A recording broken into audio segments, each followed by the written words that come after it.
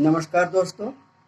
आज एक लंबे समय के बाद पुनः मैं आपको एक महत्वपूर्ण जानकारी देने के लिए उपस्थित हूँ।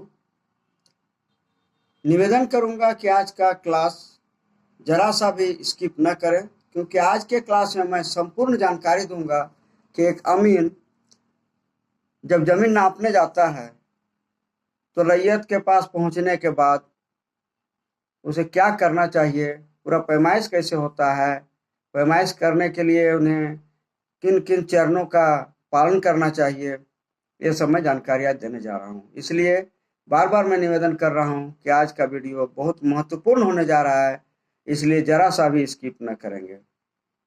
चलिए आज का क्लास शुरू करते हैं। सर्वप्रथम कोई भी अमीन जब रैयत के पास पहुंचता है किसी भू पैमाइश के लिए, ज़मीन को नापने के लिए, तो सबसे पहले किसी रैयत से अमीन को क्या क्या मांगना चाहिए। ठीक है, सबसे पहले आप यह जानकारी लें कि रैयत का जो ज़मीन है किस प्रकार का ज़मीन है, रैयती है, बंदोबस्ती है या एग्रीमेंट से लिया हुआ है, तो इसका जानकारी हमको लेना चाहिए। इस जानकारी को लेने के लिए उनसे आप कागजात का मांग कर सकते हैं।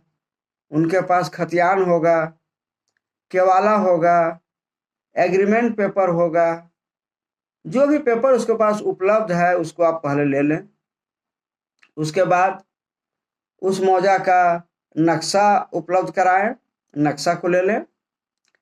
और जब नक्शा आपके पास उपलब्ध हो जाता है और कागज के अनुसार, चाहे वो खतियान हो, केवाला हो, पंजी 2 हो, चाहे आपका एग्रीमेंट हो, कट केवाला, कुछ भी कागज आपको जो मिलता है उसमें आप प्लॉट संख्या को पहले देखें कि मुझे किस प्लॉट संख्या में पैमाइश करनी है, उसको पहले आप कंफर्म करें।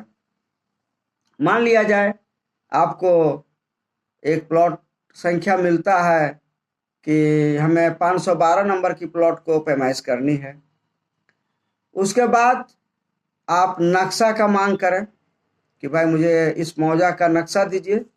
अगर आपके पास उपलब्ध है तो ठीक है, और नहीं तो फिर आप रैयत से कह सकते हैं कि भाई नक्शा उपलब्ध कराइए।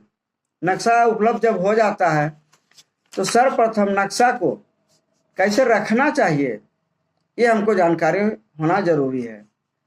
तो हम लोग जानते हैं कि नक्शा का शीर्ष भाग यानी ऊपरी भाग वह उत्तर भाग होता है ना। नक्शा को कभी भी हम रखेंगे तो उस दिशा को, जिधर उत्तर है, मान लिया हमारा इस साइड में उत्तर है, तो हम नक्शा को क्या करेंगे, इस तरह से करके हम रखेंगे। इधर का भाग उत्तर है, इधर पूरब है, इधर पश्चिम है, इधर दक्षिण है। इस तरह से नक्शा को हम रखेंगे। अब हम ये कैसे समझें कि नक्शा का कौन सा भाग, मान लीजिए ये भाग उत्तर है, ये भाग उत्तर है, या ये भाग उत्तर होगा, ये भाग उत्तर होगा, ये हम कैसे जाने। नक्शा चारों तरफ से है, अब किधर का भाग उत्तर होगा और किधर का भाग दक्षिण होगा ये मुझे जानकारी नहीं रहता है। तो ये जानकारी हम कैसे प्राप्त करें। क्योंकि किसी भी मौजा में आप जाते हैं, किसी भी खेत में आप जाते हैं, तो वहाँ खड़ा होकर आप उत्तर दक्षिण कभी कभी अनुभव करने में कंफ्यूजन हो जाता है कि भाई उत्तर इस साइड में है या इस साइड में है। तो उस जगह हम नक्शा का सहारा लेते हैं और नक्शा से वहाँ उत्तर दक्षिण को हम ज्ञात करते हैं। और इसको ज्ञात करने का एक बहुत आसान तरीका हम लोगों के पास है, नॉर्थ कंपास। नॉर्थ कंपास को जब हम रखते हैं तो उसकी सुई जो है सो उत्तर दक्षिण दिशा में खड़ा होता है। उससे भी हम उत्तर और दक्षिण दिशा को हम ज्ञात कर सकते हैं कि उत्तर किधर है। इसके बाद नक्शा को हम लोग उत्तर और दक्षिण भाग से, जिधर उत्तर और दक्षिण है उस तरह से नक्शा को हम रख लेंगे। अब मैं आप लोगों से यहाँ निवेदन करूंगा कि हम कैसे समझें नक्शा को लेकर के कि इसका उत्तरी भाग किधर है। इसको कमेंट बॉक्स में आप लोग बताएंगे कि मान लीजिए मेरे पास एक नक्शा उपलब्ध हो गया है तो उसका उत्तरी भाग किधर होगा, इसको हम कैसे समझेंगे नक्शा में। तो इसको आप लोग कमेंट करके मुझे बताएं कि हाँ, हम इस तरह से उत्तरी भाग को हम ज्ञात कर सकते हैं। जब उत्तरी भाग हमको ज्ञात हो जाता है तो हम प्लॉट संख्या कितना पैमाइश करना है, 512 को। तो 512 हम ढूंढेंगे नक्शा में, 512 को हम ढूंढेंगे कि 512 प्लॉट संख्या कहाँ पर है। जब 512 प्लॉट संख्या को हमने ढूंढ लिया, ढूंढने के बाद क्या करेंगे, उस नक्शा को हम उत्तर और दक्षिण दिशा में करके रखेंगे।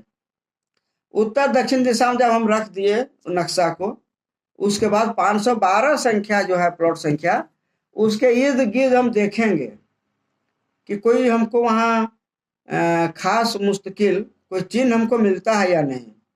मान लीजिए कोई कुआं हो, सड़क हो, तालाब हो, कोई मान लीजिए आपका वृक्ष, पुराना वृक्ष हो, इस तरह से हम कुछ ढूंढेंगे उसमें। जब हम ढूंढते हैं कि हाँ 512 के पश्चिमी छोर पर कुछ दूर में एक तालाब है, जब हम देख लेते तालाब है तो तालाब को हम देखते हैं कि प्लॉट संख्या कितना में है, देख लिए उसको भी हमने। अब तालाब से इस प्लॉट संख्या तक कितना जरीब होगा, इसको हम लोग परकाल बैठा करके नापते हैं।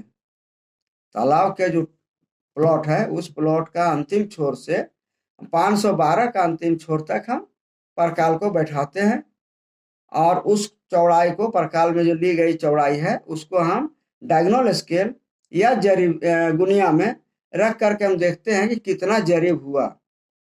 और उसके बाद क्या करेंगे, उस तालाब के छोर से हम लोग उतना जरीब, उतना कड़ी नाप करके हम लोग 512 के मेड़ तक पहुंच जाएंगे। जब इस मेड़ पर हम पहुंच जाते हैं तो इसका आकृति बनावट, प्लॉट संख्या 512 की जो बनावट है, उस बनावट को हम लोग देखते हैं कि यह जो बनावट है नक्शा के अनुसार मिल रहा है या नहीं मिल रहा है। अगर नहीं मिल रहा है तो हम लोग सबसे पहले उस 512 प्लॉट का मेड़ फिक्सेशन करेंगे। चारों तरफ का मेड़ जो है, उस मेड़ को हम मिलाएंगे कि हाँ यहाँ पर इतना कड़ी जाने के बाद प्लॉट का जो मेड़ है वो पूर्वी छोर की ओर जा रहा है, फिर दक्षिणी छोर की ओर जा रहा है, उत्तरी छोर की ओर, किधर घूम रहा है, किस तरह गोलाकार घूम रहा है या सीधा जा रहा है, उसको हम लोग फिक्स करेंगे। इसको कहते हैं मेड़ फिक्सेशन। जब मेड़ फिक्सेशन मेरा हो जाएगा 512 का, उसके बाद 512 में कुल रकबा कितना है, रकबा कहे तो उस खेत का क्षेत्रफल, उस खेत में 512 में कितना जमीन है, कितना कट्ठा है, कितना डिसमिल है, इसको हम ज्ञात करेंगे। सबसे पहले उसका हम रकबा निकालेंगे 512 का। जब 512 का हमने रकबा निकाल लिया, उसके बाद रैयत से हमारा प्रश्न होगा कि इसको क्या करना है। ये आपका 512 यहाँ से यहाँ तक इस तरह से घुमा हुआ है, इस तरह से आपका जमीन है और इतना आपका रकबा है, ये उसको हम ज्ञात करा देते हैं, जानकारी दे देते हैं। जब जानकारी हो जाता है उसके बाद हम रैयत से ये जानकारी लेते हैं कि इस प्लॉट को अब क्या करना है। सिर्फ आपको रकबा ज्ञात करना था या इसमें बंटवारा भी करना है। अगर बंटवारा करना है तो कितने भाई हैं, कितना हिस्सा लगेगा उस प्लॉट का, इसको हम लोग जानकारी लेना होगा। और फिर उस प्लॉट को हम लोग उतना भाग में विभक्त कर देंगे, छोटा छोटा खंड बना करके हम, टुकड़ा बना करके हम जानकारी देंगे कि आपका जमीन यहाँ से यहाँ तक है, आपका जमीन यहाँ से यहाँ तक है, फलाना भाई का जमीन यहाँ से यहाँ तक, चारों भाई, पांचों भाई, जो भी होगा, दो भाई, सबका हम बंटवारा कर देंगे। और बंटवारा करने के बाद अगर रैयत नक्शा मांगता है कि हाँ इसका एक हमको नक्शा भी बना दीजिए, तो हम लोग ट्रेस पेपर लेंगे। ट्रेस पेपर एक विशेष प्रकार का कागज है जिसमें ऐसे देखने से, मान लिया हम इस तरह देख रहे हैं तो आर पार नहीं दिखाई पड़ेगा, लेकिन अगर उसको नक्शा पर हम रखेंगे तो नक्शा में बना हुआ आकृति हमको उस पेपर के ऊपर में दिखाई पड़ जाता है। उस पेपर को हम, ट्रेस पेपर को नक्शा पर रख के नक्शा को पहले हम ट्रेस करेंगे, ट्रेस कर लेंगे। ट्रेस करने के बाद जिस तरह का हमने बंटवारा किया, जितना कड़ी लंबा, जितना कड़ी चौड़ा या जरीब में लंबा चौड़ा जो भी किए हैं, उसको हम गुनिया से नाप कर प्रकाल से उसको काटते जाएंगे और डिवाइडेशन जितना जितना का हुआ उतना उतना का हम नक्शा बना देंगे। अब उसको क्या करेंगे हम लोग, 4 भाई है तो 4 टुकड़ा कर दिए। करने के बाद हम एक कागज बनाएंगे। उसमें सबसे पहले हम लोग क्या करेंगे, लिखेंगे मौजा का नाम, है ना। मौजा का नाम लिखेंगे, थाना का नाम लिखेंगे, थाना लिखेंगे, नंबर लिखेंगे, और परगना लिखेंगे, जिला लिखेंगे। अगर आप पैमाना सही से उपयोग किए हैं तो पैमाना भी लिख सकते हैं, 16 इंच बराबर 1 मील या 32 इंच बराबर 1 मील। या अगर आप पैमाना सेटिस्फाई नहीं है तो हैंड फ्री या अनुमानित, है ना, लिख सकते हैं। लिख करके उसके बाद लिखेंगे रैयत का विवरण, कौन कौन भाई, कितना भाई उसमें है और किसका कितना जमीन है, ये लिख देंगे। उसके बाद जमीन विवरण, उसमें हम लोग लिखेंगे खाता, प्लॉट, रकबा। खाता नंबर कितना है, प्लॉट नंबर कितना है, रकबा कितना है। उसके बाद लिखेंगे चौहद्दी, है ना, उस प्लॉट में जो बंटवारा हम लोग किए हैं उसका चौहद्दी लिखेंगे। उत्तर में क्या है, दक्षिण में क्या है, पूर्व में क्या है, पश्चिम में क्या है। चौहद्दी हो गया।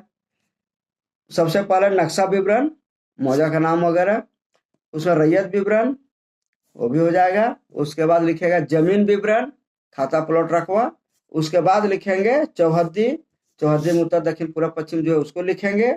उसके बाद विशेष नोट अगर कुछ है, मान लीजिए कोई भाई अपना हिस्सा बेच रहा है, कितना बेच रहा है, अगर बोला कि हम सर अमीन साहब हम 1 कट्ठा अपना जमीन जो है सो हम बेच रहे हैं। अब बेच रहा है तो उसमें जमीन बेचने वाला और खरीदने वाला दोनों का नाम लिखेंगे हम लोग, कि बेचने वाला कौन है और लेने वाला कौन है और रकबा कितना है। इतना लिखने के बाद हर भाई का, है ना, जमीन को हम अलग अलग रंगों से रंगेंगे। यहाँ लिख देंगे कि राम का जमीन जो है सो रेड कलर में है, श्याम का है वो ब्लू कलर में है, रघु का मान लीजिए हम लिख दिए पीला कलर में है, और सोहन है, सोहन का लिख दिए हरा कलर में। चारों का 4 कलर बना करके इंडिकेट कर देंगे, दर्शा देंगे कि हाँ फलाना भाई का जमीन इस रंग का है, ताकि नक्शा में देखने के बाद पता चल जाए कि किस भाई का हिस्सा किधर पड़ता है। इस तरह से हम लोग एक कागज बनाएंगे और फिर कागज बना करके साइन मुहर करके उसको हम लोग रैयत को दे देते हैं। इस तरह से हम लोग पूरा प्रोसेस जो है सो हम लोग करते हैं, और पूरा प्रोसेस करके जमीन नापी करके बंटवारा करके नक्शा बना के रैयत को हम लोग दे देते हैं। आशा है आज के इस क्लास में आप लोग समझ पाए होंगे कि अमीन प्लॉट में जा करके पैमाइश करके वापस होने तक क्या क्या चरण अपनाना चाहिए, किस तरह से हमको पहल करना चाहिए, किस तरह से पैमाइश करना चाहिए। तो आज का इस क्लास को हम यहीं समाप्त करते हैं। अभी तक मेरे चैनल को अगर आप सब्सक्राइब नहीं किए सब्सक्राइब कर लें और लाइक कर दें, तथा अपने दोस्तों के पास शेयर जरूर करें ताकि अधिक से अधिक लोग इस जानकारी को प्राप्त कर सकें। मैं आप सभी से पुनः निवेदन करता हूं कि आप मुझे सपोर्ट करें, एक सब्सक्राइब जरूर दें ताकि मेरा मेहनत सफल हो। इसी के साथ आज का क्लास मैं समाप्त करता हूं। जय हिंद, वंदे मातरम। Thank you.